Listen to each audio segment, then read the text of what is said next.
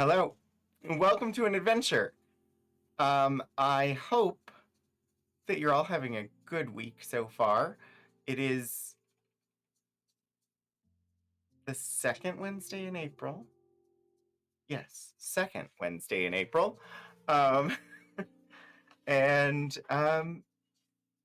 we're here. I think all the tech is working. Uh, if something's not working, somebody will have to tell me because it all looks like it's functional to me. So, welcome in, everybody. Welcome to Archival Adventures. I am Anthony Wright de Hernandez, aka Rogan27, and this is a once a week show where I bring you things from our archives, mostly things I've not seen before, and we sort of look at them together, see what we can learn. So yeah, welcome. Let's see. I see Matt M33 in chat. Hello. Hi, Hannah. Hi. Key Squared, thank you so much for the 45-month resubscription. Amazing. Yeah, it's been a lot more enjoyable than when I first started this show. I wasn't sure how it was going to go, but it's been great. I love it. And we're still going out to two channels. My personal channel, twitch.tv/Rogan27, as well as the library's channel, twitch.tv/VTUL Studios. So you can watch either place. This chat should be shared between the two. Thank you for the follow, Bob Ross, 61. So yeah, let's see. We are going to be looking at some historic material. And since we're going to be looking at some historic material, it is important to pay attention to the history of the institution that owns the material we're going to look at, which would be Virginia Tech. Virginia Tech acknowledges that we live and work on the Tutelo and Monacan people's homeland, and we recognize their continued relationships with their lands and waterways. We further acknowledge that the Morrill Land Grant College Act of 1862 enabled the Commonwealth of Virginia to finance and found Virginia Tech through the forced removal of Native nations from their lands in California and other areas in the West. Virginia Tech acknowledges that its Blacksburg campus sits partly on land that was previously the site of the Smithfield and Solitude plantations, owned by members of the Preston family. Between the 1770s and the 1860s, the Prestons and other local white families that owned parcels of what became Virginia Tech also owned hundreds of enslaved people. Enslaved black people generated resources that financed Virginia Tech's predecessor institution, the Preston and Olin Institute, and they also worked on the construction of its building. And I will note, since we're talking about the history of the institution that owns this stuff, next Wednesday is sort of an important date in the history of the university, it being April 16th. We will not be featuring anything specifically related to the April 16th shooting at Virginia Tech on the stream next week, but I just thought I would mention it. The Run in Remembrance is coming up this weekend. It's family weekend here, so it's going to be really freaking busy this weekend. But yeah, I'll probably mention it again next week too. So, oh my gosh, Fluidan, thank you so much for the subscription. Did you subscribe? I don't know. It doesn't tell me.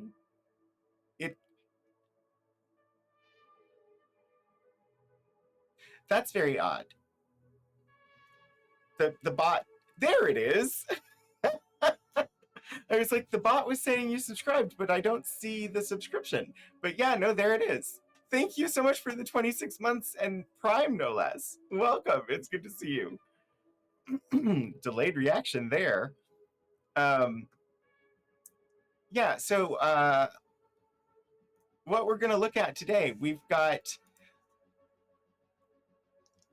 the title says the James Dean collection, which indeed we will look at the James Dean collection, but that's not all we're going to look at, because our focus today is going to be Project Gemini. But the James Dean collection is the reason that we ended up looking at this. So first,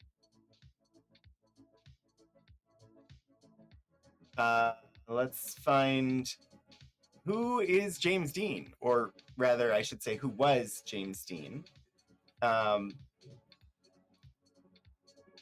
It's interesting that the collection has a very short biographical note about Dean himself and a much longer note about Michael Collins. All right. Dean attended the Swain School of Design in New Bedford, Massachusetts, before eventually playing a key role in the creation of the NASA art program. He became the NASA Director of Films, Publications, and Television, then founding director of the Fine Arts program at NASA from 1961 to 1974, after which serving as the curator of art at the National Air and Space Museum. This note is a little out of date because I do believe he is no longer residing, at least in a living form, in Northern Virginia. I'm going to check. Yeah.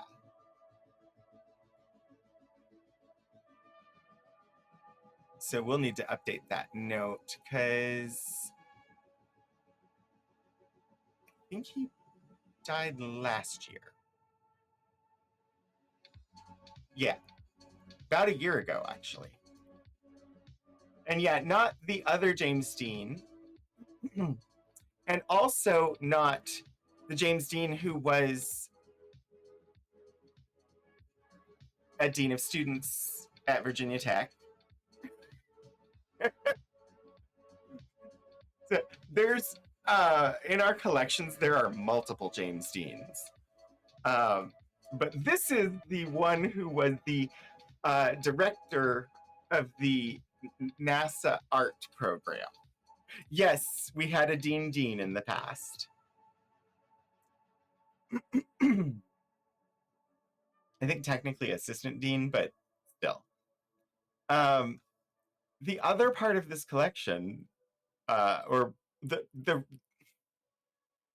collection has a bunch of stuff related to Michael Collins, which is why there's a Michael Collins note. But if you're unfamiliar, Michael Collins was a pilot, an astronaut, U.S. Assistant Secretary of State, National Air and Space Museum Director, and author. He is most well known for being part of the Apollo missions. He was a member of originally scheduled to be a member of Apollo 8, but he needed back surgery and was reassigned to Apollo 11. There were 3 people on the Apollo 11 mission that launched into space. 2 of them, most people know their names, being Neil Armstrong and Buzz Aldrin. Because Neil Armstrong and Buzz Aldrin descended to the surface of the moon in the lunar lander. Michael Collins remained in the orbiter, and for a time, actually, I don't remember how long it takes to transit. I'd have to dig into that. He was the first human that we know of to be completely out of contact with Earth. Also, I believe is still the human that has been the furthest from Earth, because he went around to the outside, like the dark side of the moon. So when he was behind the moon, I think that's as far as humans have gone. I don't think anybody's actually gone further out than the far side of the moon. But yeah, he was the most alone man ever, the most alone person ever. Um, and after his trip on Apollo 11, he talked about the experience and the profundity of being that alone for a period of time. And so he had an interesting perspective. We actually have his papers here. We've looked at them once, but it's probably about time to look at them again. Okay, so this collection, um, reference material that Dean used in producing the artwork for Collins's book Liftoff, the story of America's adventure in space. Most of it includes NASA file photos, files from the 12 Gemini missions, the majority of the Apollo missions, Space Lab, Hubble, Space Shuttle missions, the Challenger accident, etc. Let's see, there's also photos from Mercury, NASA aircraft, NASA promotional material, etc., etc., etc. So because when we pulled this collection to say, should we take a look? And looked at it, it was like, huh, okay, it's divided into series by which missions.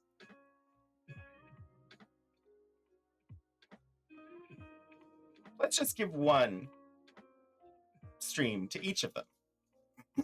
So this stream, we're going to focus on Project Mercury. And then in about a month, or sorry, we're doing Gemini today, aren't we? I don't know. Which one are we doing today?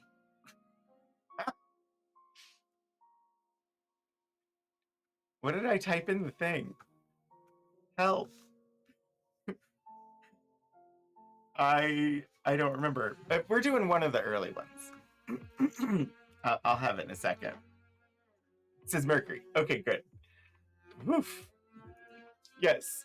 I figured we were doing the first one, but still. I read it and my brain was like, Oh, that's true, Key Squared. We actually the time that we did a stream using Michael Collins's materials, we had scheduled a different topic for that day. But it was announced that he had died an hour or so before the stream, and I quickly went and rounded up a bunch of stuff from his collection, and we looked at stuff from his collection instead. And we did our Michael Collins stream on the day that his death was announced. So anyway, we're going to do Project Mercury now. About a month, we'll do Gemini, then Apollo, Skylab, look at the space station, etc. It was one of the... There's only been a couple of moments, Key Squared, that I've needed to like quickly turn and shift and just drop what we were planning to do in favor of something else. And that one was one where it's like, yeah, I know I already prepped all of this, but it's one of our more important collections, and I had time, so I did it. His birthday was Halloween? I didn't know that. Okay. So we're going to look at Mercury stuff. But since we were going to look at the project rather than just the James Dean collection, I asked Jules to also look for other material on Project Mercury. Congratulations, Madam 33. You've been randomly selected as a VIP for the stream. Enjoy your digital diamond and the ability to award pun points. So Jules found the Hartley Soule papers. I think that's how you say the name. And let's see, who was Hartley Soule? Aeronautical engineer at NASA. and NASA administrator,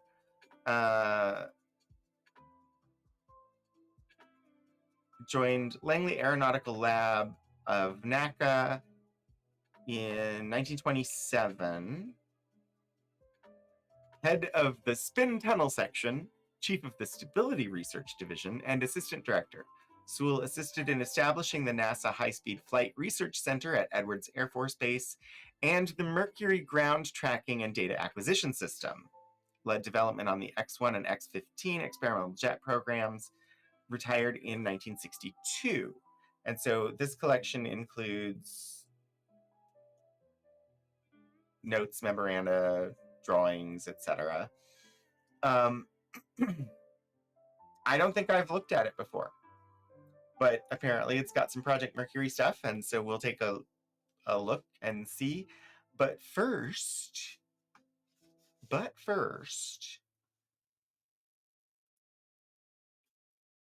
there was also a book pulled from our rare books collection for me to have us take a gander at. So this book is Americans in Space from the American Heritage Junior Library, which is a series of books.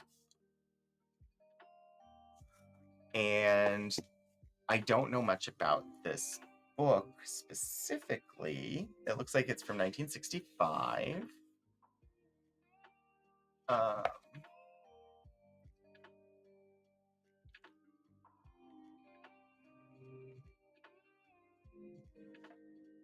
By the editors of American Heritage, the magazine of history.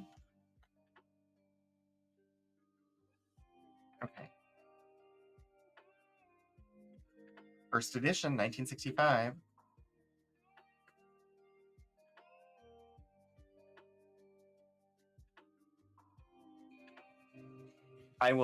We'll read the foreword and then we'll jump to the chapter that is marked. Just because I want to understand the purpose of the book, and the foreword should give us that. I mean, I think I kind of already get it, but still. Americans have always been space-minded people. To explore the vast reaches of our land and to probe the sky and waters around it have been a historic American concern. Benjamin Franklin, when watching the first balloon ascension in Paris, was asked of what possible good such an airborne contraption might be. I think if you look into our past episodes, you'll find out that it was quite useful for air reconnaissance in the American Civil War.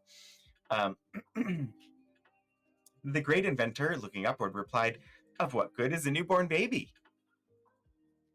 This book tells the story of the first major step taken by Americans into space, a period of our history that lasted roughly from 1914 to 1963. It was a period of experimentation, frustration, and ultimate triumph. It was opened by a secretive physics professor in Worcester, Massachusetts, whose rockets were regarded in some quarters as little more than public menaces. It was given impetus by the technology of World War II, and it was concluded by the sensational feats of Project Mercury. Because the nation's current space programs have gone on to produce new vehicles and new challenges, the mechanisms and the words of that early era seem antique. The adjective A-OK has long since been added to the lexicon of cast-off phrases. We still use A-OK today, but okay. The Mercury capsules, being carefully readied by technicians in the White Room in the photograph on the opposite page, seem ready only for a museum. But the result of that historic effort is that today the second step into space is considered desirable and humanly possible. And if anyone asks why we want to try for the moon or venture into the space beyond, we may answer with some greater experience, but no greater wisdom than Franklin, because we know that we can. All right. So, the page that was marked for us to look at is chapter 3, The Race Begins. Referring, of course, to the space race because space is the place. Um,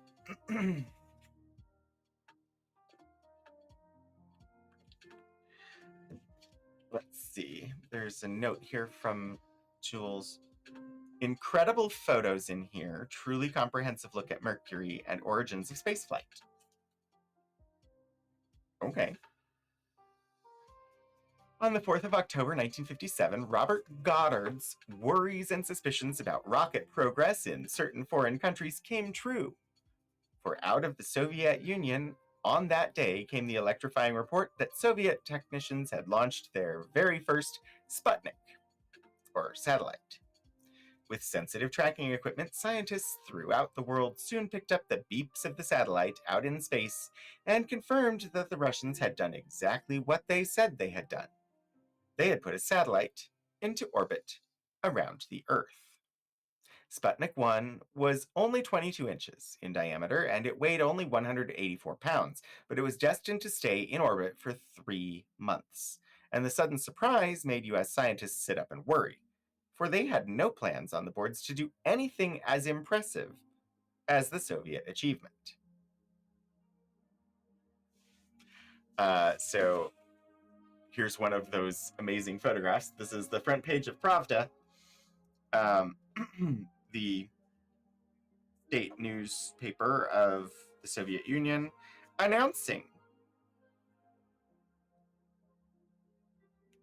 that Sputnik had circled the Earth. I can't read it because I do not read Russian. So I'm taking the caption as well researched. Let's see. I don't want to read everything. Let's see.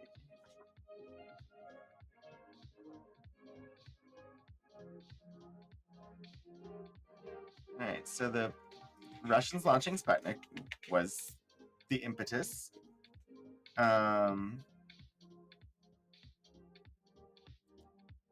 So this picture is the Redstone rocket, which was launched 680 miles into space.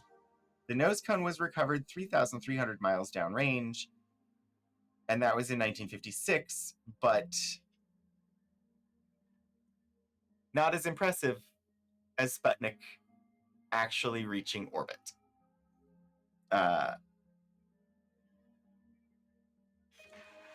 And then in 1957, Sputnik 2 was launched. It carried instruments and a dog named Laika. The first creature that humans launched into space.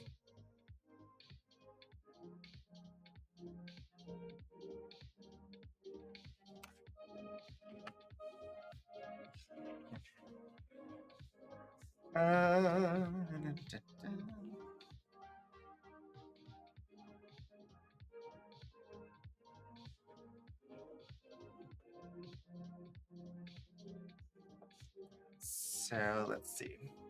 So America is motivated at this point. The US government decided to handle the launching in a much different manner from the way in which the Russians had handled theirs. The Soviet Union launched all of its space experiments in complete secrecy and never announced them to the world until it was almost certain that they were successful. In order to dramatize the fact that the United States is a free society where such important events take place out in the open, it was decided to launch the Vanguard in full view of the press and foreign observers. Puddleblum, hello. Thank you so much for the 42-month resubscription.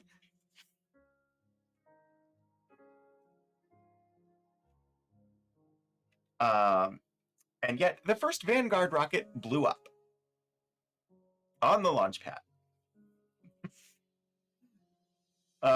3 months later, a second went up successfully. The satellite it put into orbit was so tiny. It weighed 3 pounds, 4 ounces, and was only 6.4 inches in diameter.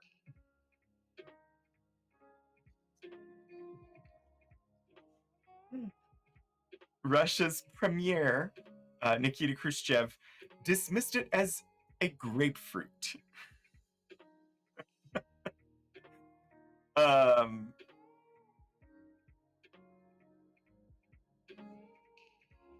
Although the Vanguard satellite was smaller than anything the Russians had launched, it could perform scientific feats that the Soviet satellites could not, apparently.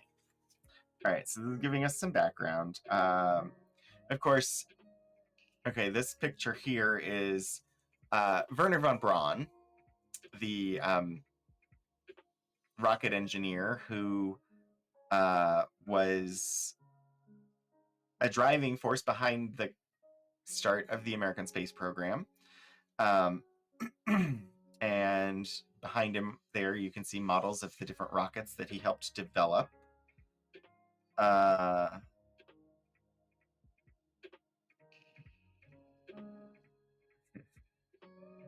the Saturn V model is so tall that there's a slot for it in the ceiling.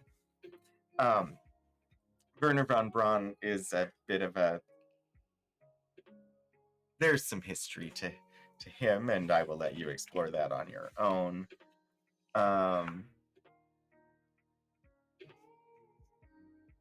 Here we have... well, I guess we'll explore it slightly. This picture here is the first rocket launched from Cape Kennedy, which was at that time called Cape Canaveral. This is from 1950, and it's a German V2.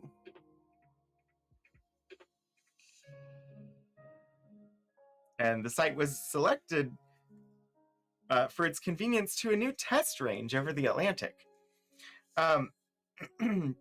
The reason we were testing German rockets at the start of our space program was because Werner von Braun had worked for Germany during World War II and helped them develop rockets.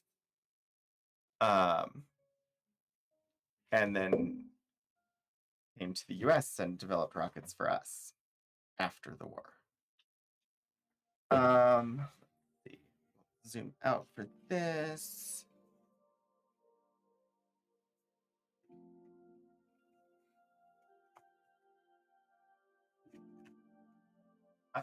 Jules is correct. There are some nice photos in here. The American answer to the Sputniks was the Navy's Vanguard rocket, scheduled to orbit a test satellite on December 6, 1957, but after rising a few feet, it blew up, as seen in this eyewitness painting.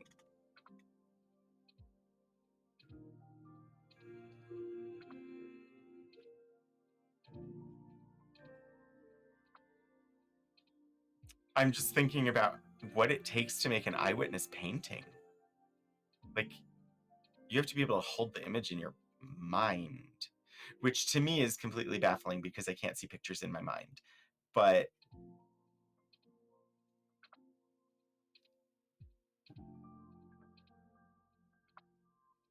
it is a very impressive painting. Okay, let's see. Explorer 1.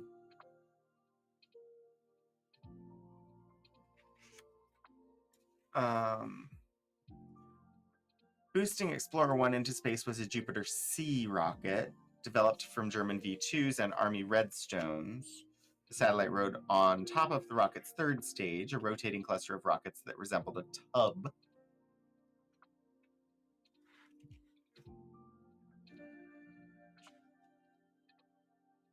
Here, the Vanguard satellite is fitted to its rocket harness. But was there room for a manned vehicle?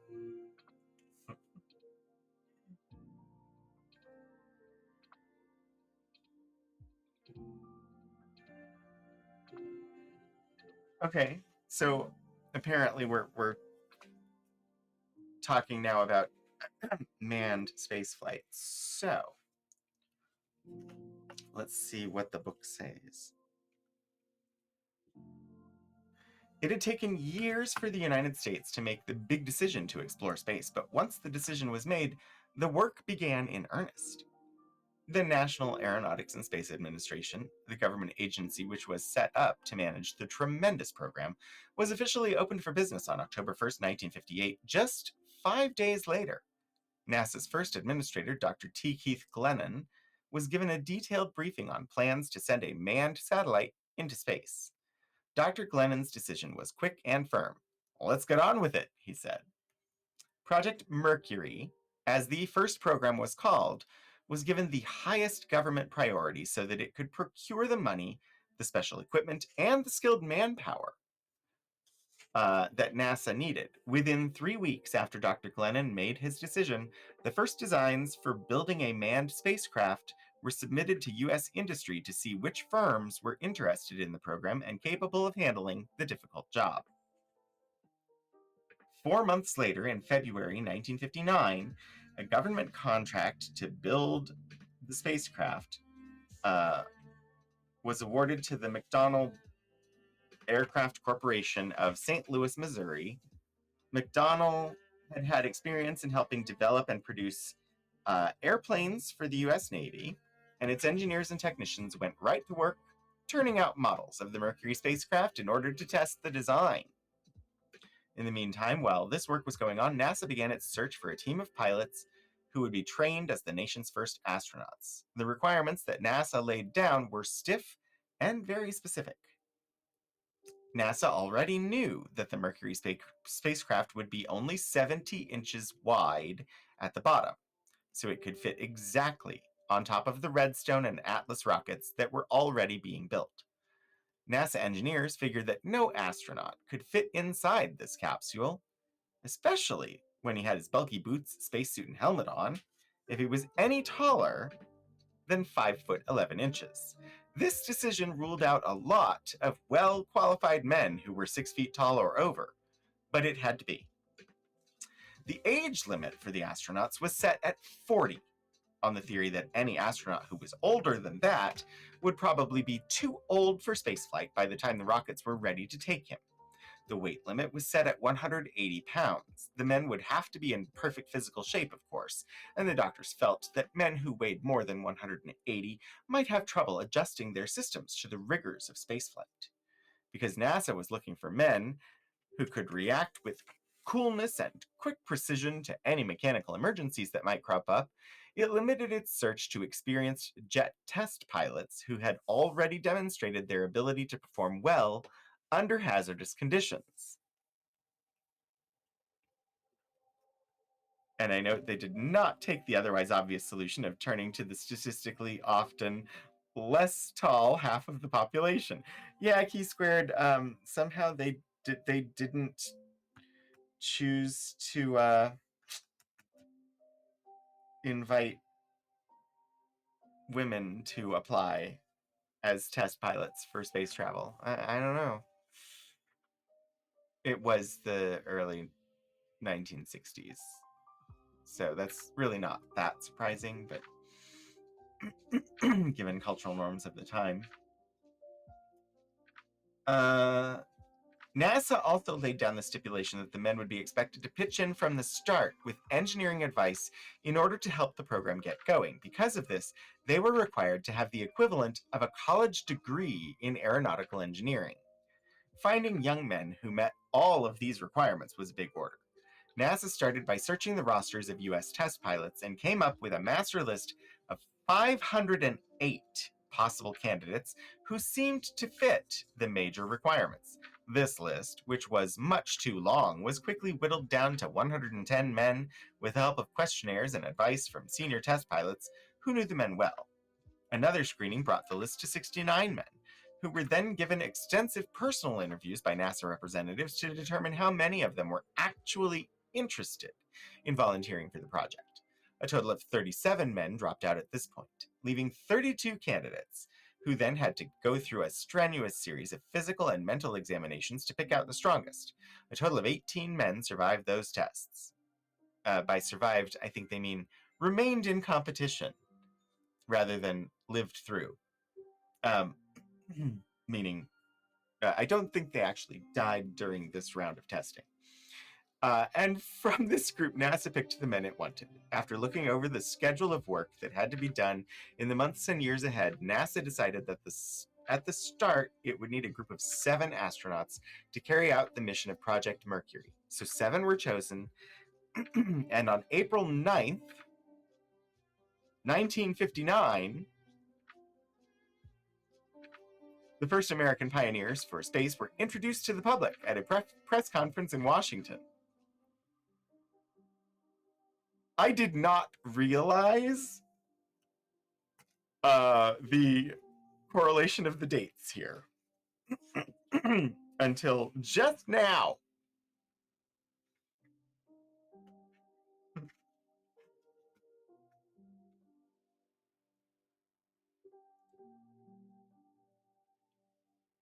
So 66 years ago today, the astronauts chosen for the Gemini, or for the Project Mercury program, I don't know why I keep saying Gemini, were announced publicly. And so there's a photograph here, left to right. They are Scott Carpenter, age 34. They're giving the stats, so I'll read them out because they were important criteria. Age 34, weight 160, height 5 foot 10 inches, light brown hair, which apparently matters, green eyes.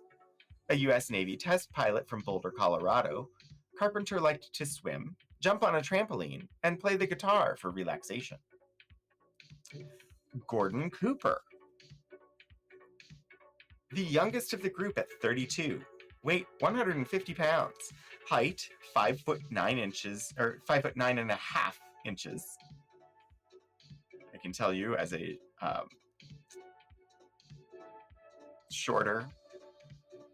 person of shorter stature, that half inch is well worth mentioning. Also, when it comes to specifications for spaceflight, that half inch might matter. Brown hair, blue eyes, an Air Force test pilot from Shawnee, Oklahoma, Cooper liked to fly his own plane for relaxation, was also fond of photography, water skiing, hunting, and fishing. John Glenn, who some of you may have heard of, the oldest at 38, weight 180 pounds, height 5 foot 10 inches, red hair, green eyes, a Marine Corps test pilot who had flown combat missions in the Pacific in World War II and had shot down 3 communist MiGs over Korea. Glenn was born in Cambridge, Ohio, and liked to water ski in his spare time. Oh, hello. Welcome, Whimsies. We've got some older technology joining us. 16-bit Eric. Hi, 16-bit Eric. Welcome. It is great to have the Whimsies here. Hi, Obi. Good to see you. Today we are looking at some materials related to Project Mercury. And oh my gosh, 16-bit Eric, thank you so much for the 45-month resubscription. Geez. Oh dear. So right now we are looking at a book called Americans in Space from the American Heritage Junior Library, published in 1965. And we're getting a little bit of like background information on Project Mercury. And then we're going to dive into the primary collection we're looking at today is the James Dean collection. This James Dean was an artist who worked for NASA and actually helped found the NASA art program. Oh, Be Right UK, hello! Thank you so much for the 51-month resubscription. The archivist. It's Be Right back here. Be Right I can't read it, but anyway, I'm stumbling over the words, but thank you. So right now we're going through just the information on who the 7 astronauts chosen for Project Mercury were, and their height and weight were apparently important because of what the capsules were going to look like. Key Squared, thank you so much for the 100 bits. Apparently there's a train in the chat. That doesn't happen on this show very often, so amazing. You all are amazing. Okay. Oh dear. Oh my. Be Right UK, thank you so much for gifting 5 subs. And welcome to your new subscription, Bast Insider and Simplex Pachinko, Mikado Yuki, Dr. Afsan, and Pretty Witchery. Welcome and enjoy the emotes. Oh, you've already found Disco Thulu.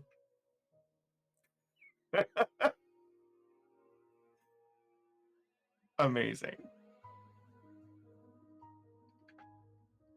And that, geez, that already puts us at level 3 for a hype train, which is ridiculous.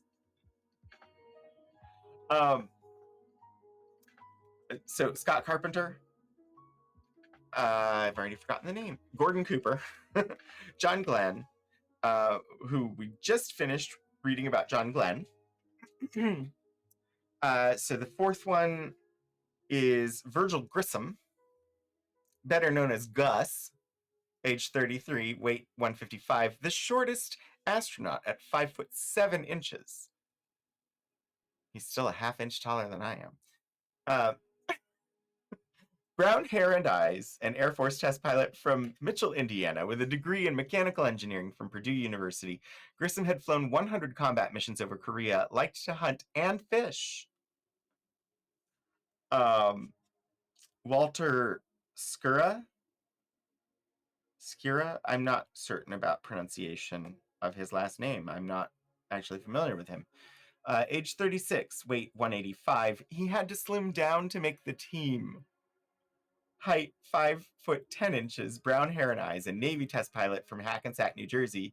Skira was a graduate of the U.S. Naval Academy at Annapolis and had fought in Korea. He was fond of sports cars and water skiing. Alan Shepard, age 35, weight 160, the tallest at 5'11", brown hair and blue eyes, born in Derry, New Hampshire. He was also a graduate of the Naval Academy. Shepard was an experienced Navy test pilot who had helped perfect several Navy jet fighters. He was the leading golfer on the team. And Donald Slayton, better known as Deke, age 35, weight 160, height 5'10.5", brown hair and blue eyes, an Air Force test pilot from Sparta, Wisconsin. He flew combat missions over both Europe and Japan in World War II. Slayton completed 4 years of college in 2 years, including an aeronautical engineering degree, by doubling up on his classes. He was especially fond of fishing. Shura, New Hampshire. It's Shura. Thank you, Key Squared. And amazingly, 66 years ago today is when the 7 were introduced to the public at a press conference.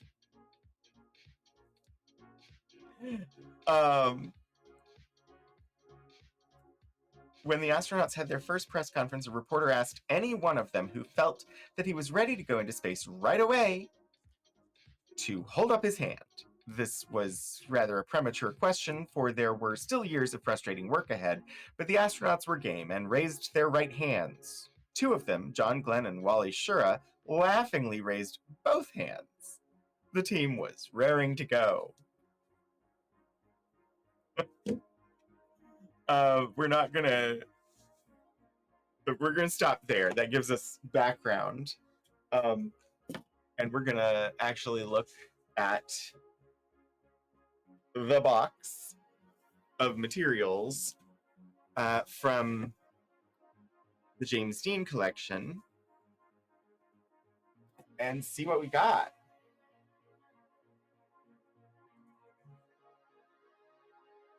All right.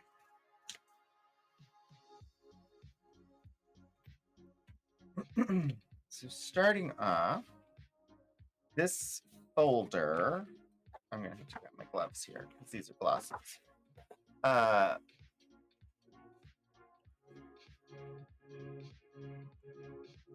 on, focus.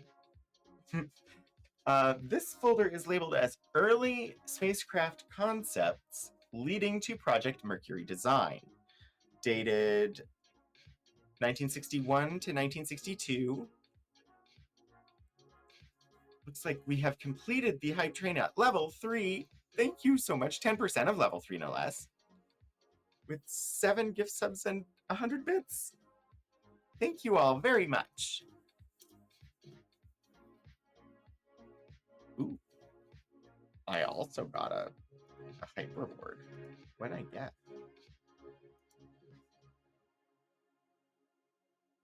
Her mind. I don't know. It's a very... Okay. That is weirdly appropriate. The emote that I got as a reward for the hype train sure looks a lot like Sailor Mercury.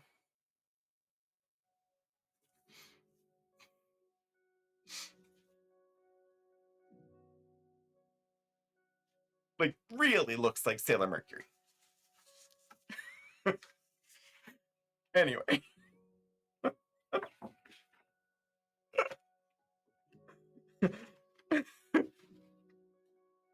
Very appropriate for this stream. All right, so we got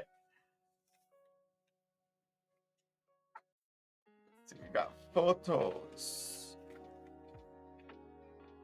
Start.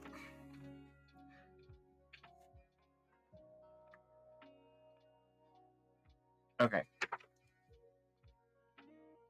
This is the what I get to actually read.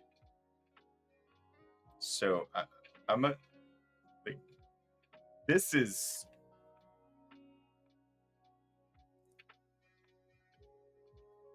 I don't even know if the camera's going to be able to deal with trying to focus on this. It's definitely not going to get crisp outlines, but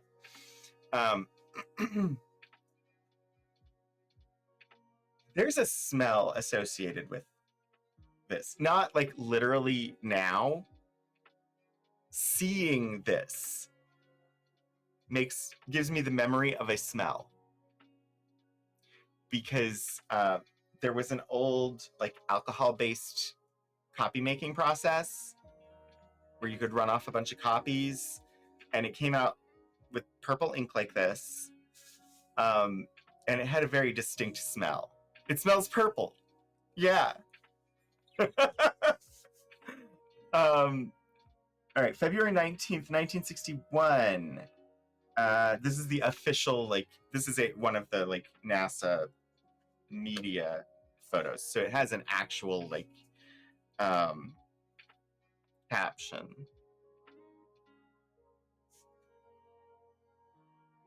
I just saw... Oh, weird. I assume a Mercury capsule is some specialist headgear that you might wear. Oh, you need pun points for that.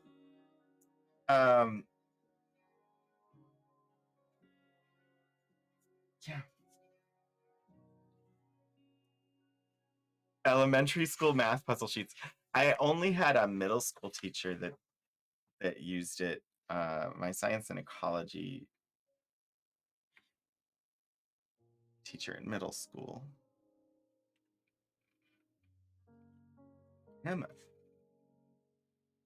Focus. If we get a good focus, I will pause. There. That's the best it's gonna do.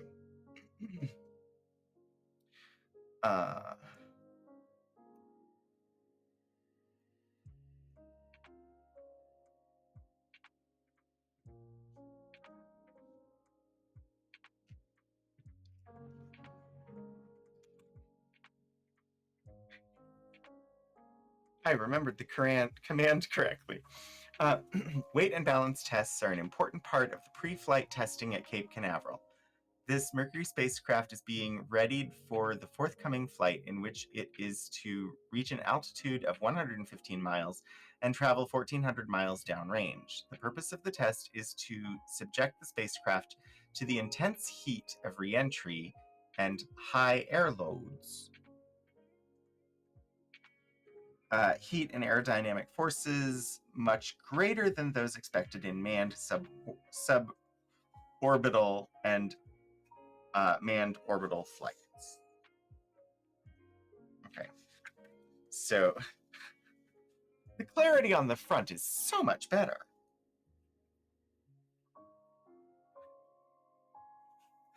The actual picture, so much easier to see than the caption on the back. But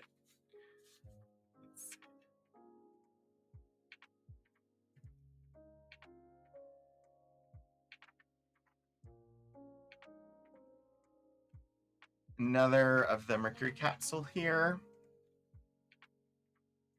This is the Mercury 1 capsule. The caption literally just says, Mercury, Atlas 1 capsule.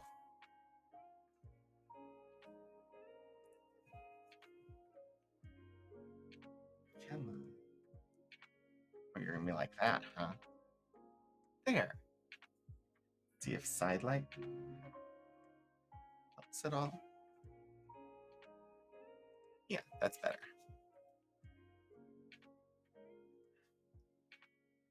It does look rather small, which is why they needed short people. All right, Cape Canaveral, Florida, Pad 14. The Sigma 7 spacecraft is hoisted high above the Atlas D booster for mating, programmed for a 6-orbit mission piloted by astronaut Walter Schirra.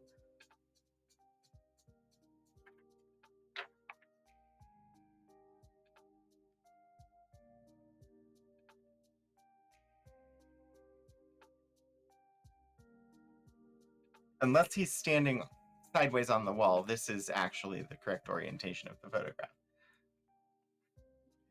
Having the text on the side made me think it was wrong until I saw the person standing there.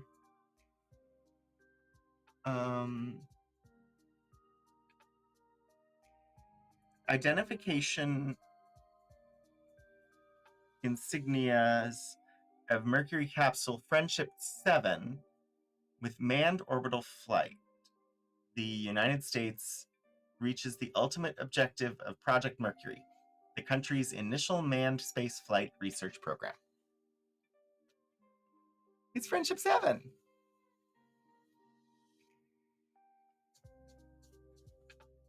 And it looks like he's painting the American flag on the side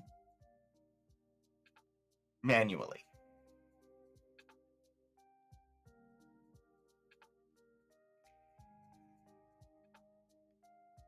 I don't know who that person is. They're not identified on the back. Ooh, darker. The first Mercury spacecraft to orbit the Earth arrives back at Hangar S for debriefing. At a speed of 17,519 miles per hour, the spacecraft orbited the Earth at a maximum altitude of 158.6. The USS Decatur recovered the spacecraft 166 miles east of Bermuda.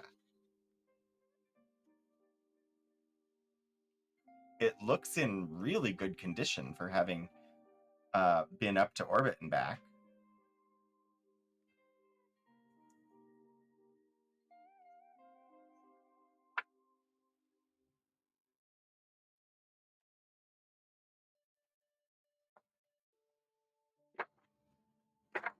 Next, we have Project Mercury spacecraft boosted by a modified Atlas is being checked by technicians at the downrange island site after a successful launch from Cape Canaveral, Florida. This capsule, similar to the manned orbital version, was subjected to heating and atmospheric loads in excess of a normal mission. So Pictures of people working on them. Let's see. I'm going to skip some of these photos because these are all public. And if you look up Project Mercury, these are going to be easy to find online because they are the official government like promotional photos. But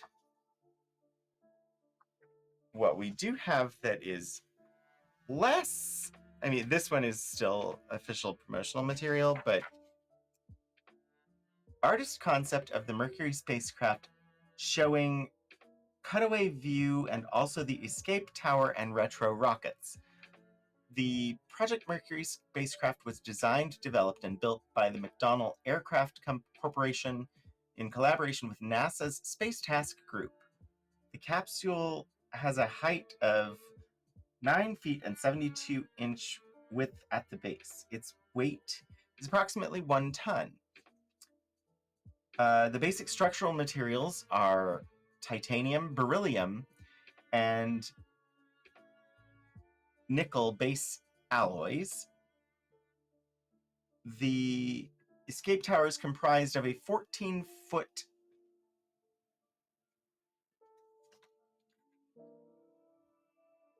tubular system. It's very hard to see. Hi, Blue Rooster. Tubular system attached to the top of the capsule by explosive bolts. 3 retro rockets enclosed in a housing on the blunt end of the capsule are designed to provide reverse propulsion and slow the capsule on orbit by about 500 feet per second speed so that it will drop out of orbit.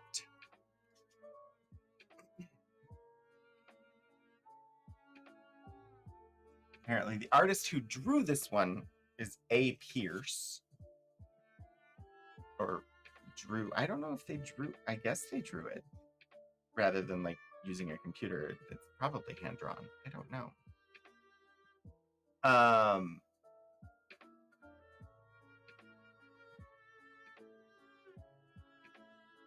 But they show where a person will fit.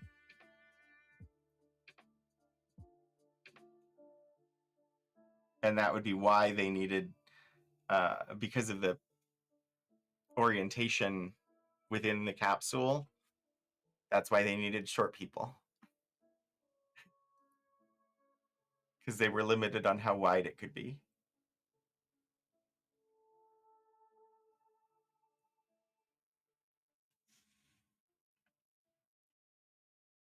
That's neat. But the thing that we do have that people will not necessarily have seen before, and I'm going to start it, is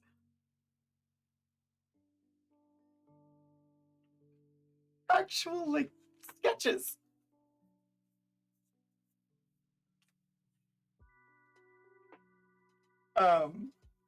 Design sketches for Project Mercury.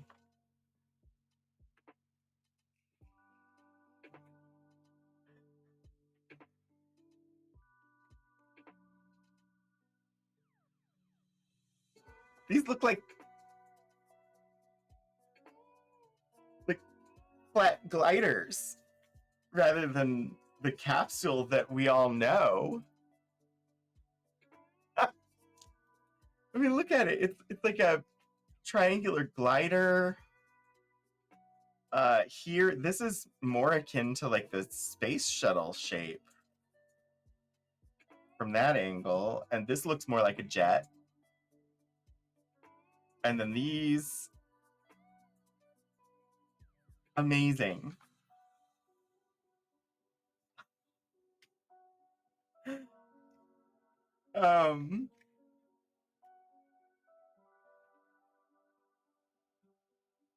But this is the one that it actually becomes. So these were all preliminary design sketches for initial like design.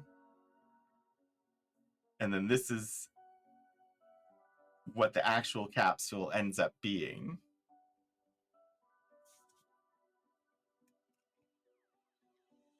This is really cool. Did not know we had.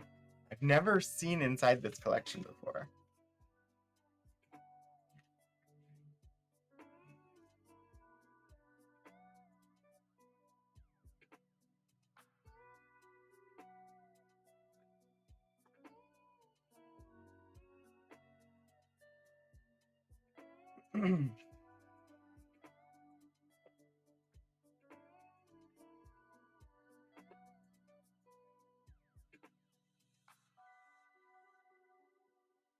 Hi, Hannah. They are very cute. Looks like we have a photocopy of a postcard here with some handwritten notes, but then also more details on those designs. So this is because this was used in prepping his a book that Michael Collins was doing. That's why the postcard is from 1985. But early spacecraft concepts leading to Project Mercury design.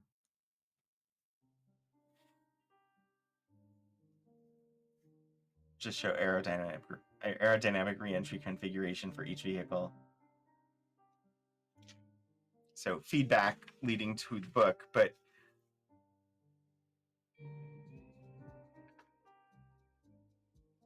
these were the general designs.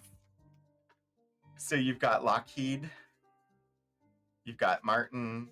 I don't know what NEUT would be abbreviation of. I'm not familiar with which aircraft or which manufacturing company this would be. McDonnell, Avco, I'm not sure who that would be. Here, I would have to do some research to figure out all of the abbreviations, but like this is Northrop over here. And so these are the capsule, like the manned satellite portion.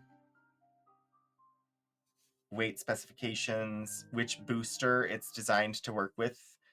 So like Lockheed designed theirs. It looks like it's 9 feet across, 3,000 pounds, and it can work with the Atlas, and I don't know which booster is HUST period. Does anybody know which one that is? Because I don't. I'm not familiar. Where Martin Aircraft was designing theirs to go on the Titan. McDonnell was either the Atlas or the Polaris.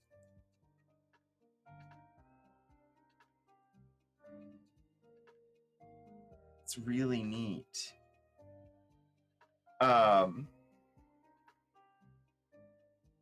Orbital control, attitude control. So this is just a chart of all of the all non-winged designs use 0 C sub L re-entry with no flight path control. I am not an aeronautical engineer. I'm not certain. C sub L, I don't know what that means.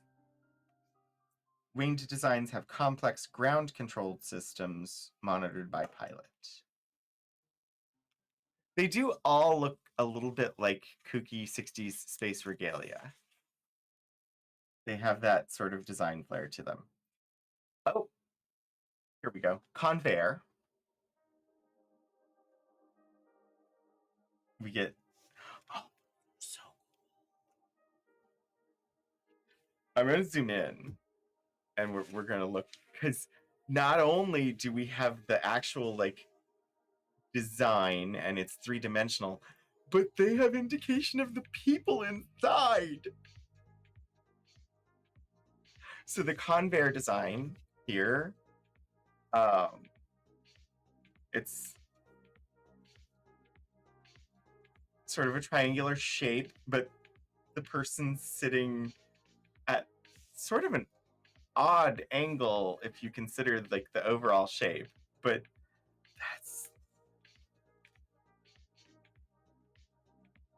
these are the re-entry vehicles. Martin Aircraft Looks like theirs was meant to be manned by or crewed by 2 people. General Electric. There's a lot less space in there for the human. Lenticular. Look at this, just feels like something you would see in the Jetsons, doesn't it? So it's a flying saucer. It's got these like beetle wings. Front view. Side view, though, those beetle wings appear to be movable. They can move up and down.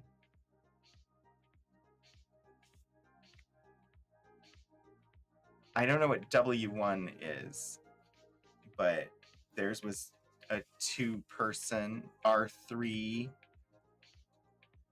It's basically like a tiny little plane for the re-entry vehicle. These are so amazing.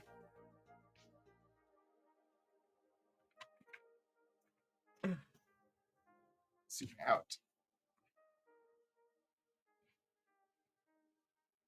I think in the end, the way we solve climate change is to make it a competition. Why can't we channel the energy of the space race into, we can't let China develop renewable batteries before us?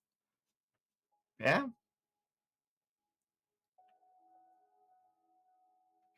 They are all very bubbly. It's so Jetsons.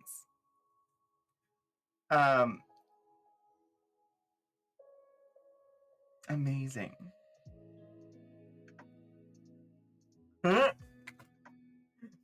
right. Closed circuit breathing and ventilating equipment, biological monitoring, and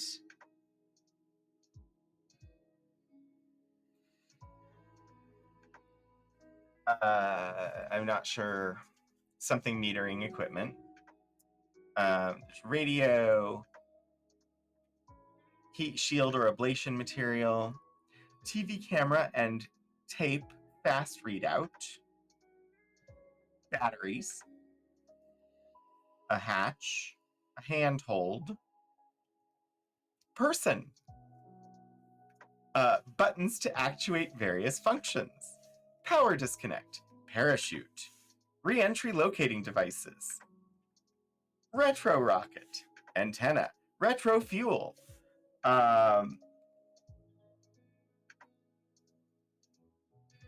some sort of hatch, but I don't,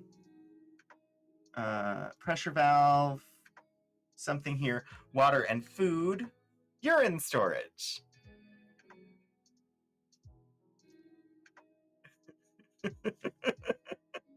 I'm guessing that probably some of the Jetsons cartoon.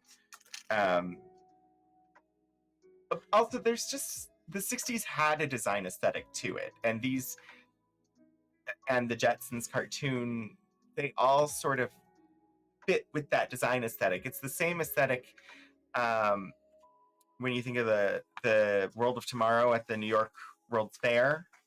It's that kind of design aesthetic, and it looked futuristic. So it makes sense that they would go with that, because the public perception of the vehicle is as important in Project Mercury as the technical specifications. It needs to look pretty so that people will continue providing funding. Yeah, you gotta have the urine storage. I'm guessing these now are just labeled A, B, and C. I'm guessing these were potential designs, and they took out the manufacturer so that wouldn't bias people.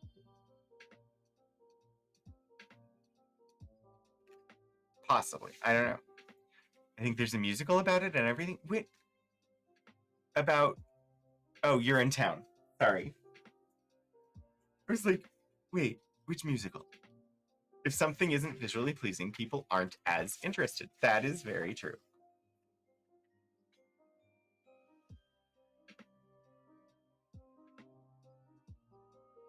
So this is a configuration for manned hypersonic aircraft.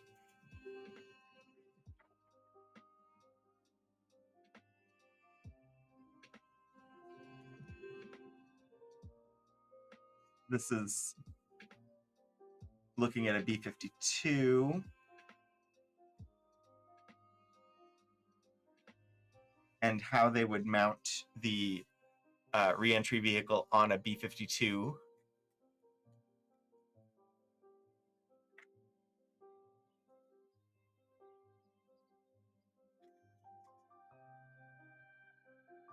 Booster airframe combinations for ground launching.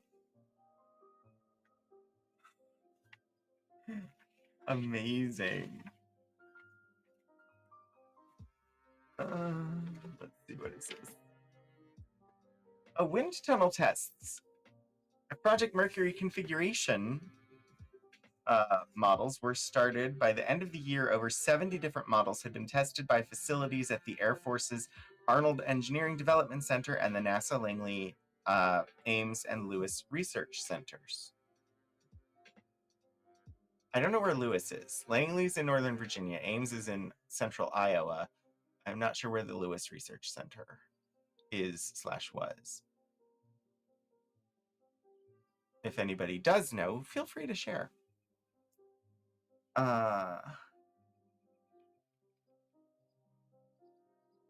Cleveland. Okay.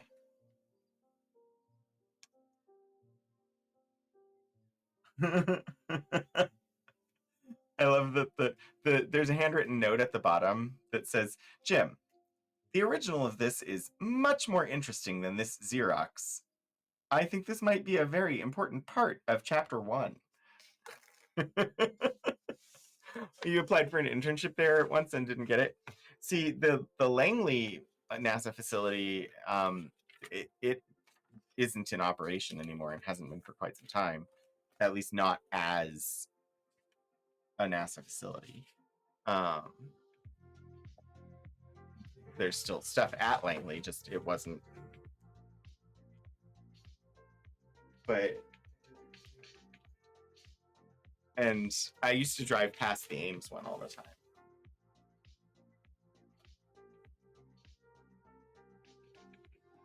I've been to Langley Air Force Base. More photos and illustrated recreations.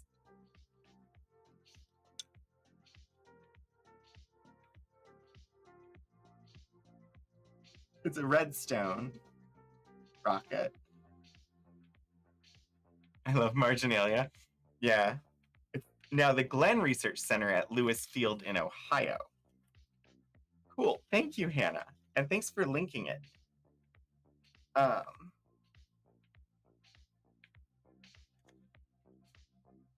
And then you get the actual, like, official. I took the glove off. I should not have done that. These are glossies, so I don't want to get like fingerprint oils on them.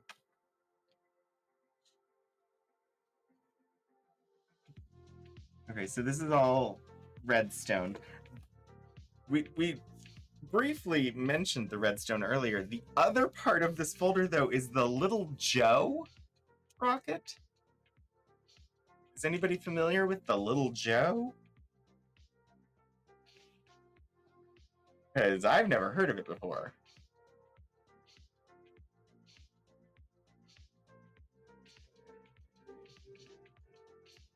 Ooh, official site instead of the wiki. Thank you, Hannah. Hi, Elixir. I love that I showed up and thought, why does Rogan have a giant micro spatula sticking out of his head? Oh. I've been using it as a pointer. I've never seen the James Dean collection before. It's amazing. This is a micro spatula. This one's rather bent and old. which is why I use it as a pointer. Little Joe rocket.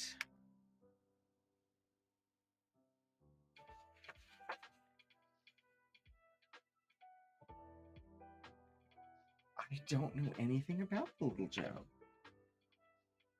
Let's see what it says. Again, very, very, very faint writing. March 18th, 1961.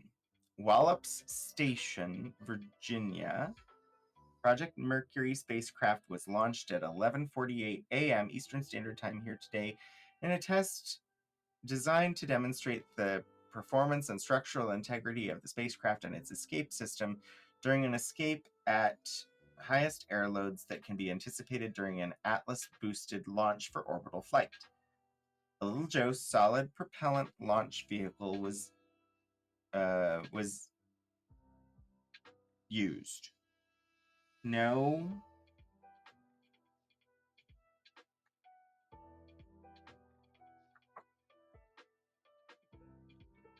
Animals or biological specimens were flown in this test. The spacecraft landed approximately 20 miles off of Wallout Island before reaching a peak altitude of 40,000 feet and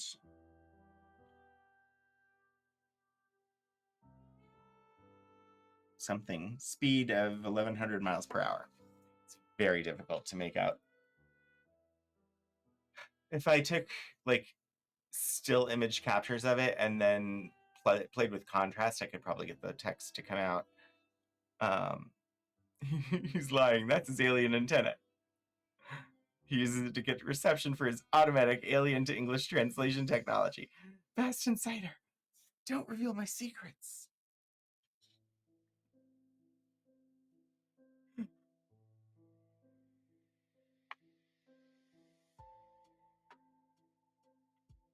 Hats ruin everything.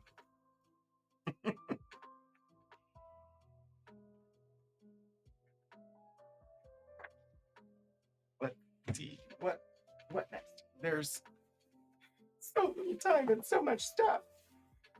Let's see. We've got Project Mercury control diagrams, technical specs, recovery methods, comparison between the Mercury and Gemini. We can look at that when we get to Gemini, honestly. Let me look at the other collection because I want to see what's in the Hartley Soule papers.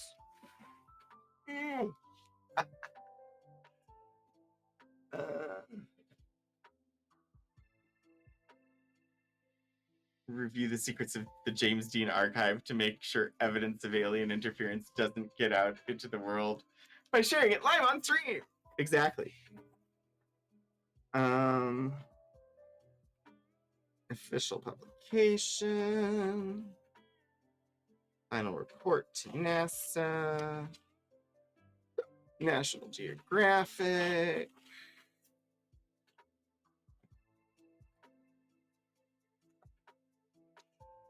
Ooh. Maybe. There's so little time and so much stuff should be on a Virginia Tech University Archives or University Libraries Archival Adventures t-shirt. It could be the show's slogan. It really could be the show's official slogan. Project Mercury, a chronology. We won't spend a ton of time with this thing.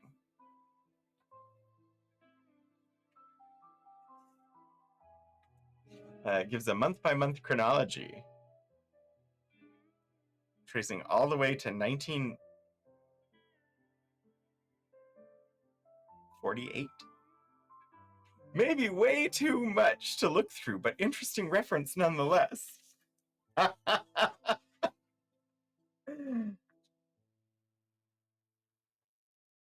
I mean, of course it's going to be too much. Always too much.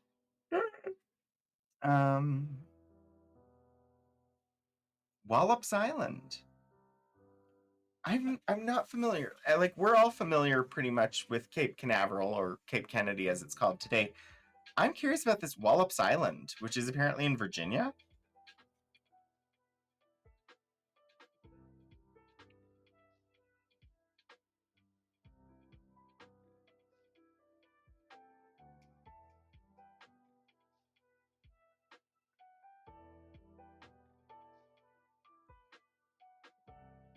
I don't know.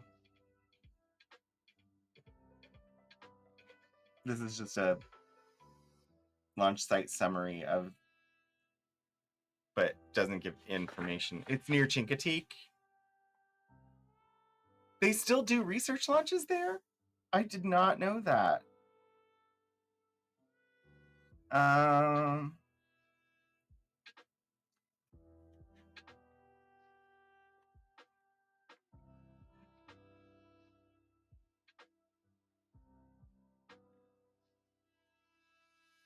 Location of Mercury spacecraft and exhibit schedule, July 1963.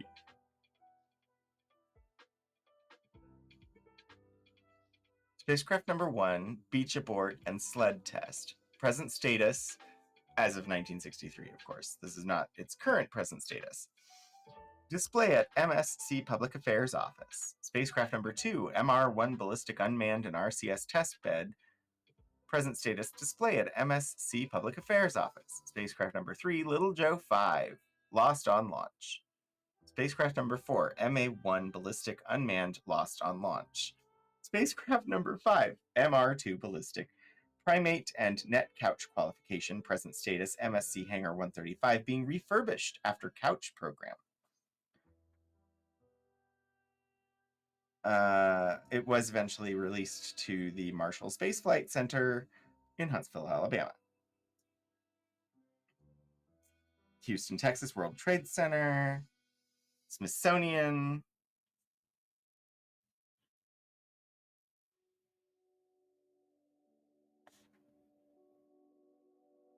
And yeah, that one was on tour. Interesting. Okay.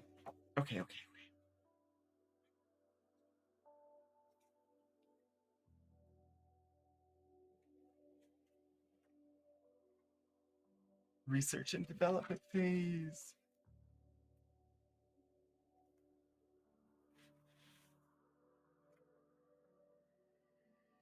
Studies and plans of the manned satellite project were, it's interesting, it was the manned satellite project.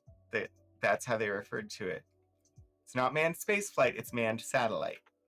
Which, that was their goal, was to put a person into orbit around the Earth, which would make it a manned satellite.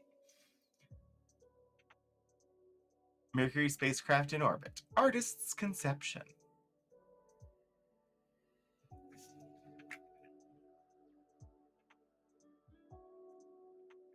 We'd have to have X-ray vision to really see that.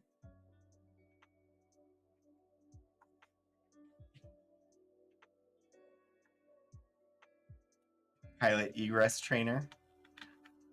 Get out of the capsule and swim.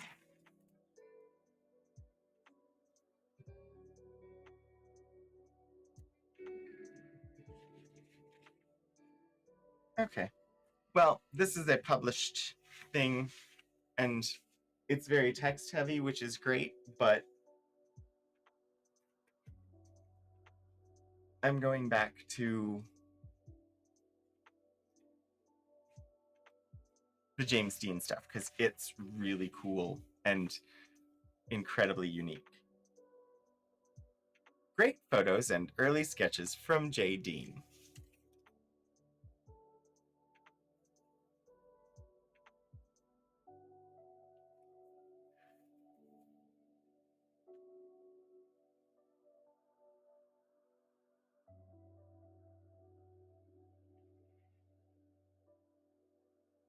Mercury space glove with fingertip light.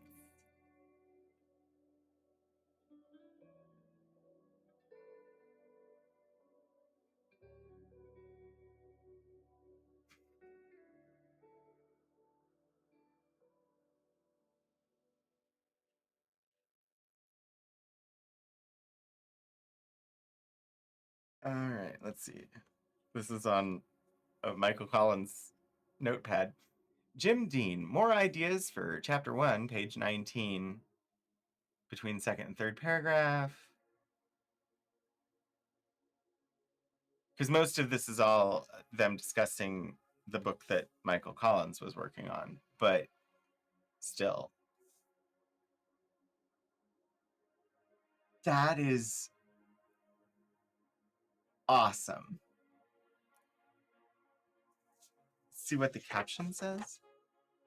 Couch and controls, rocket holder.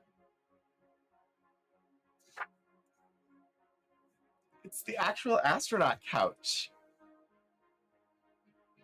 But it's not actually like installed in the spacecraft, but it's like just in a crate. That is not a view I've ever seen of it before. Amazing.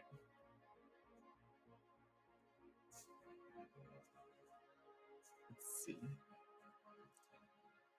Post-flight report of the Mercury Atlas 6 mission. We have Robert Gilruth, John Glenn, Walter Williams.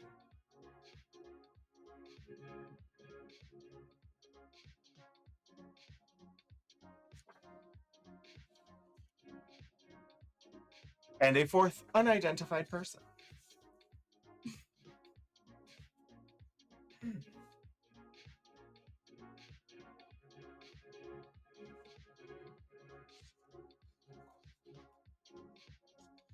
That's a good view from the helicopter.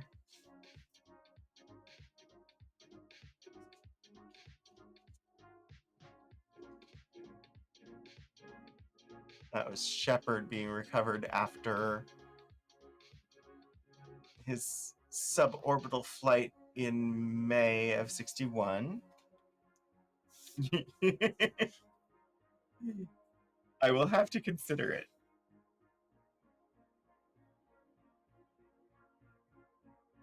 Just getting in and out of there, just you could not be in any way claustrophobic. All right. Look, it's the gloves with the lights on them.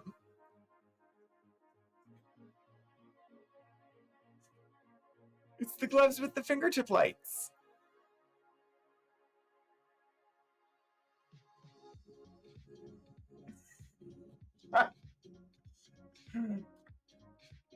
Oh, wow. Okay, let's see. Re-entry module geometry.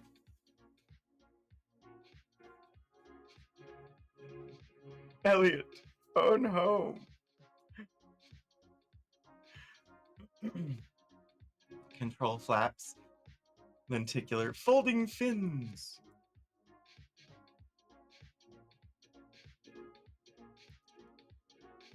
So these are different geometric shapes for the re-entry module that they considered.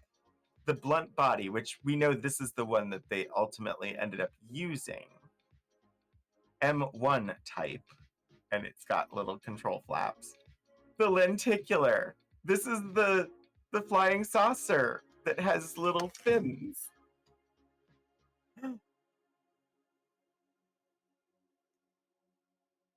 I don't know. Fast Insider, I don't have any idea. But it's like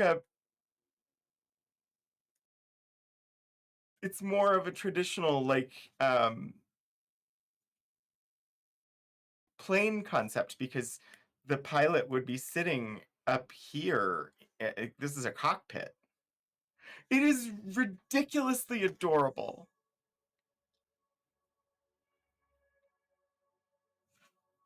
Oh, this sketch is amazing. Heat shield ablation.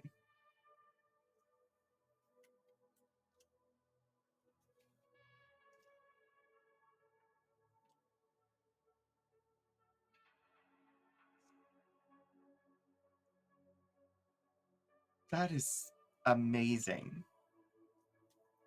No, I said cockpit.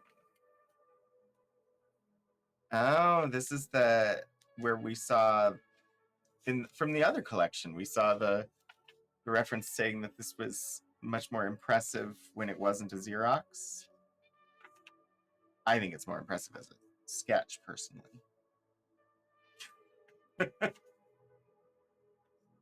Amazing. Blunt body. I9. Blunt body.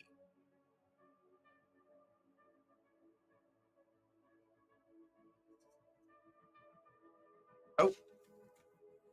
Ooh, ooh, ooh, ooh, ooh, ooh. Okay.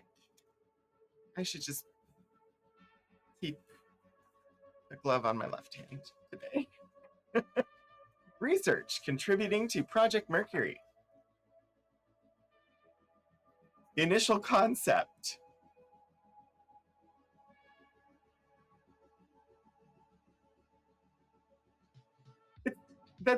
It's like a needle.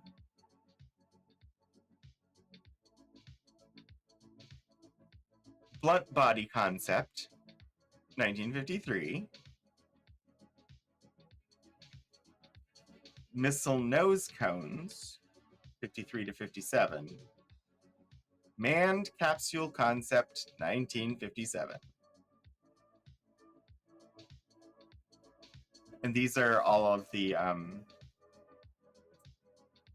illustrations of basically this is passing through the atmosphere and the plasma waves that would form around the ships.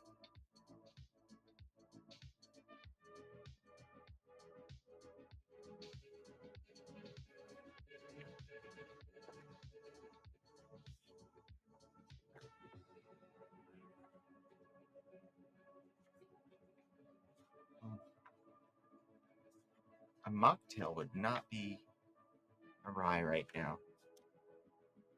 I don't want a cocktail, but a mocktail.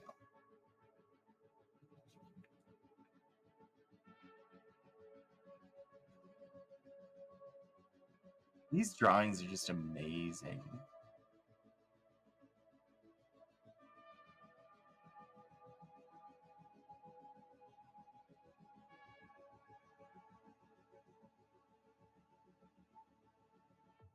Like the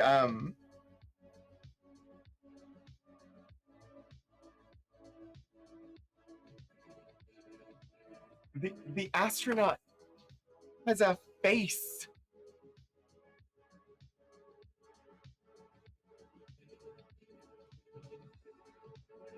It's just a couple of lines, but it adds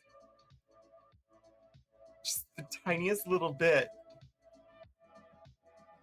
letting you see an eye and a nose and a mouth, and the like shape of the nose within the helmet. I don't know. It adds something. T Squared, thank you so much for being here. Ah, amazing, amazing, amazing. Oh, and then of course that sketch becomes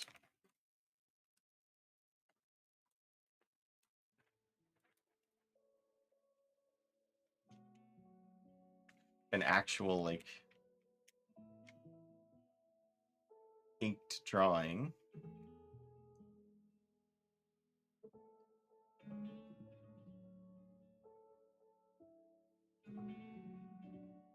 Oh, I guess the couch, like the box the couch was in, was part of the couch.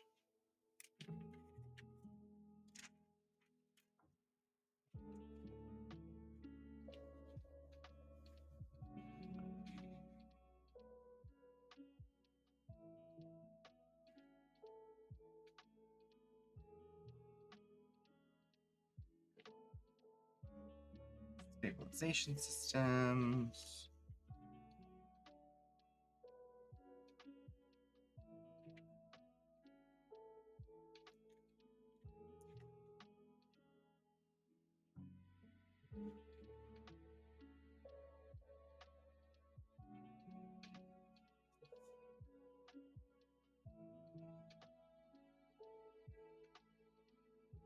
Earth orbit diagram.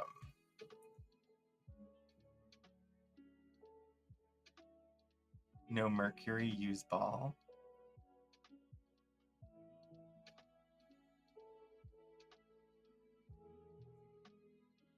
Sputnik. These are illustrations for the book, I think, based on the notations at the bottom.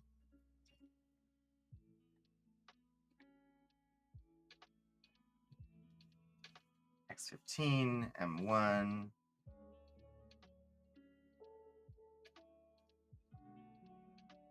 Allen's design. Oh my God.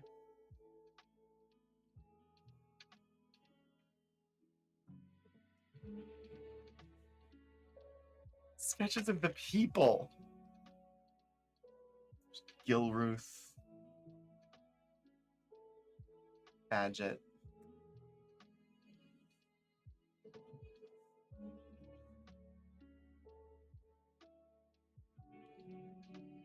Oh dear.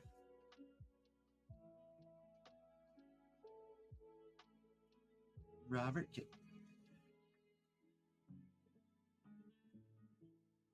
Spacecraft evolution. So we've been focused today on the Mercury, and then next month we'll look at the Gemini, and eventually we'll get to the Apollo. That's really, really neat.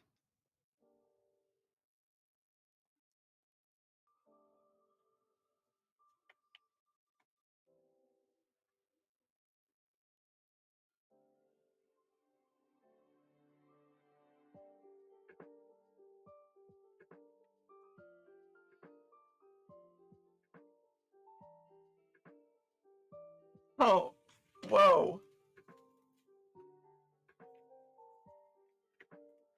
Okay, so these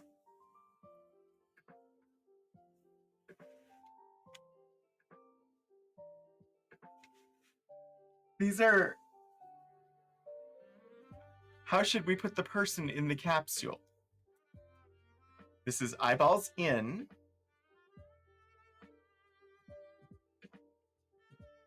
So moving that direction with the astronaut facing forward. Eyeballs in. Eyeballs down. So lying with force coming from the feet, but eyeballs facing downward.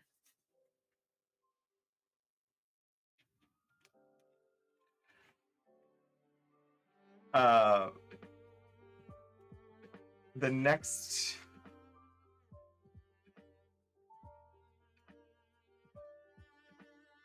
is this one, which is lying. This is eyeballs up, but the force coming from the feet still, which I believe is, okay, this one is the one they used, with them basically lying down and the force coming from their back.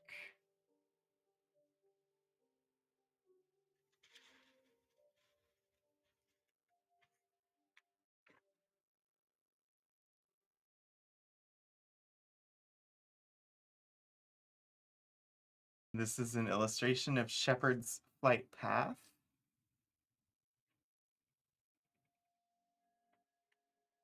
Amazing. Earth orbital track.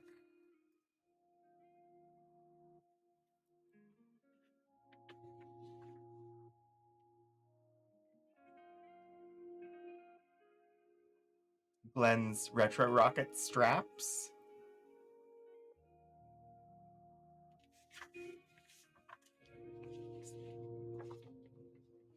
Oh, this stuff is really cool. Eyeballs down.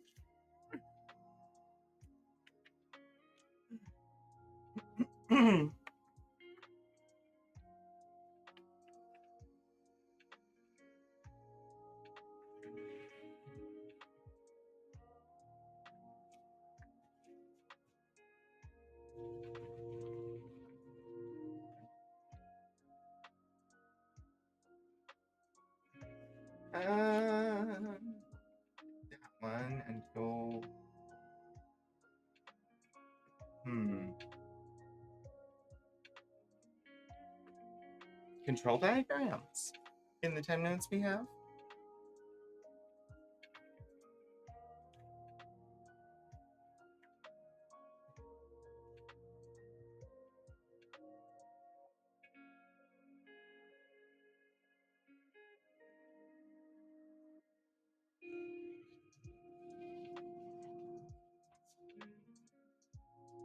Normal sequence of events for Mercury Redstone flight.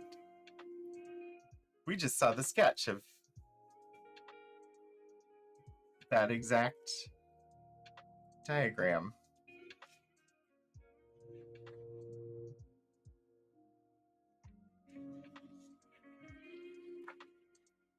There's one thing mentioned that Jules mentioned that I want to find, which is why it was called Mercury.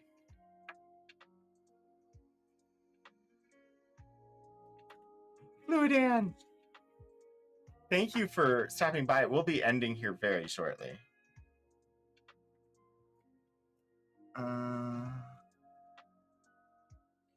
Trove.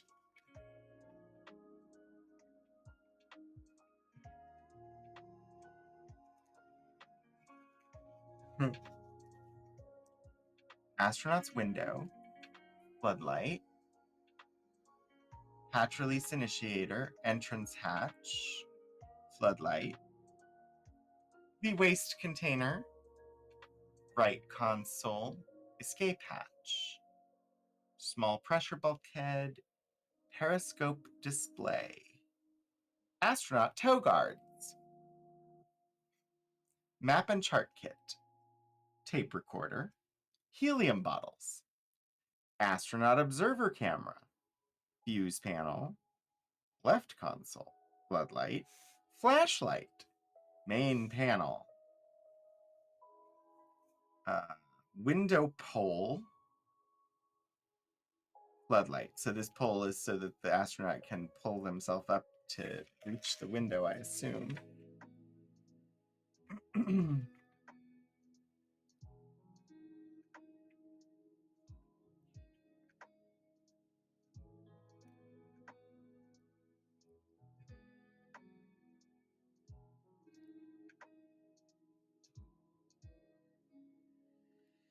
It says Glenn Flight Training Globe, and there's like this glossy is written on in wax, so like crayon.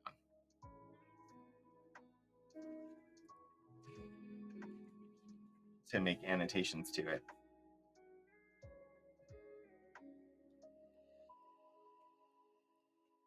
Oh, I love the illustrations. They're just like simple little sketches, but I just love all of them.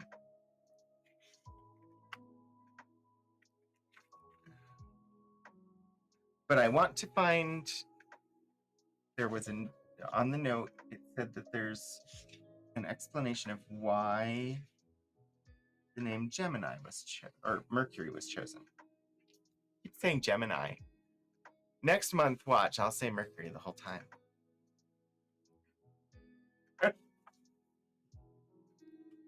All right, so we've got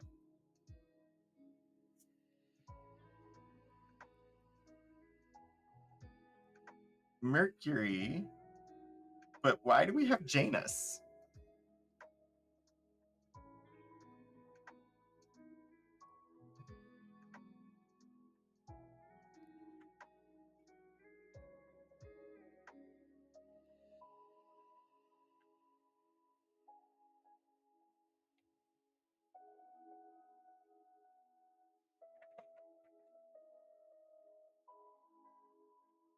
The winged boots, and this is a reference photo to draw winged boots.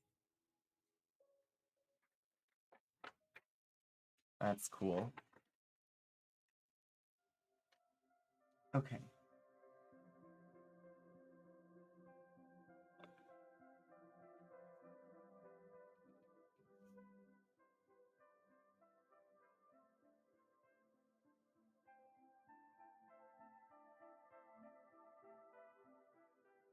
Mercury was the messenger of the gods and the god of roads and travel in Roman mythology. The ancient Romans also worshipped Mercury as the god of commerce, property, and wealth. The words commerce, merchandise, and merchant are related to his name. The Romans considered Mercury, rather than crafty and deceptive,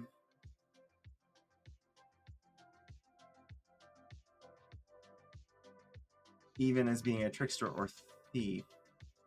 Criminals regarded him as their protector. Mercury resembled the god Hermes in Greek mythology. Mercury delivered his messages with miraculous speed because he wore winged sandals called taliara.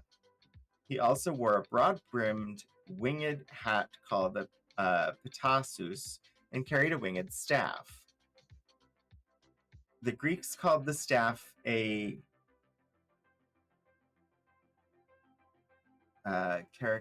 Kerikion, uncertain, a little hard to make out, from the Greek word for messenger. In Latin, the language of the Romans, the word was changed to caduceus. Mercury's caduceus had snakes curled around it to protect him on his travels. In ancient times, most messengers and travelers wore a hat similar to Mercury's petasus. Okay.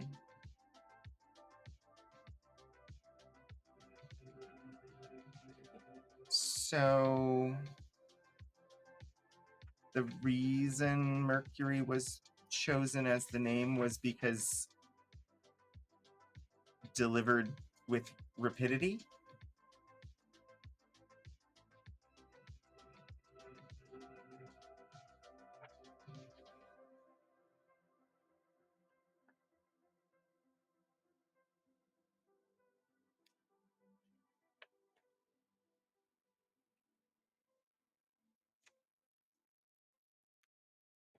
I'm guessing. It doesn't explicitly say that, but that would make sense to me as to why they chose Mercury, because Mercury was referencing speed. And they wanted to get humans into space quickly because they realized they were already behind. All right. Well, sadly, we do have to return to 2025 now because I'm going to need to start packing up and get ready to head home. We will be returning to the James Dean collection sometime in May to look at Project Gemini. Yes, Gemini. Hopefully it was interesting. I thought it was pretty cool. Next week, we will be looking at the 1892 Harper's Weekly. So some Civil War newspaper stuff. So if you want to check out your references for the history of the United States in 1892, and you have any specific dates you want me to pull up next week, just drop them in chat and I can jump to those dates and we can see what's there. But this is gonna bring us to the end for this week. Let me go ahead and see who's around and where we might want to go on a raid.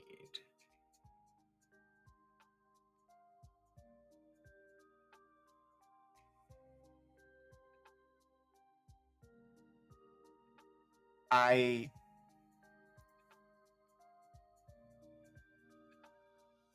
think we're gonna head over to paleontologizing. It seems that Danny has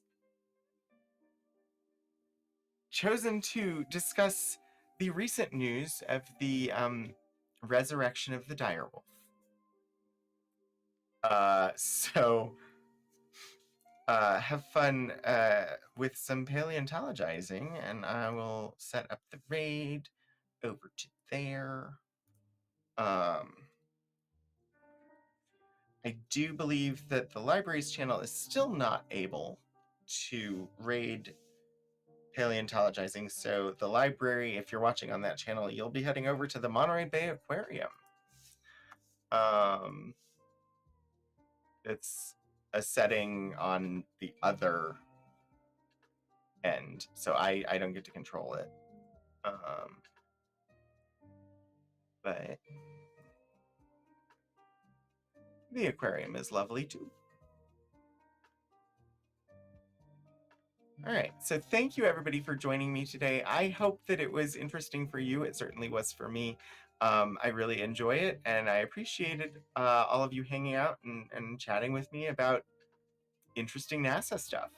Hopefully I will see all of you again soon. Until I do, keep exploring history, everybody.